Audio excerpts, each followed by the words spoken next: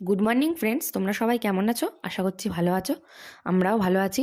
আমার নতুন একটা ভ্লগে তোমাদের অনেক স্বাগত জানাই। তো দেখো, আজকের সোমবার সকাল সকাল উঠে পড়েছি। এখনও প্রায় ভোরের আলো ফোটেনি বললেই চলে। তো উঠে গোপালের সেবা দিয়ে সোজা চলে গেলাম নিচে রান্নাঘরে রান্না করতে। খুব তাড়া থাকে রান্নার, নালে রান্না কমপ্লিট করতে পারি না। তো রান্না বান্না করার পরে চাটা খেয়ে বর ডিউটি বেরিয়ে যেতে আমিও সোজা চলে গেলাম স্নান করতে। স্নান টান করে, আজকে ছিল সোমবার, তাই পুজো দিতে একটু লেট হয়। আর এই সোমবার দিনটা সবাই যেন মহাদেবের দিন। তো এই এই সোমবার দিনটা আমি প্রায় 7-8 থেকেই নিরামিষ খাই।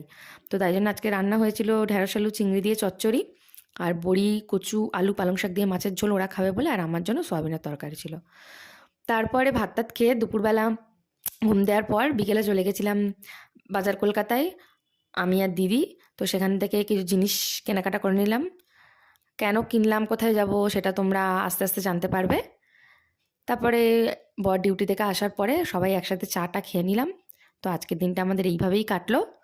তোমরা সবাই ভালো থেকো, সুস্থ থেকো,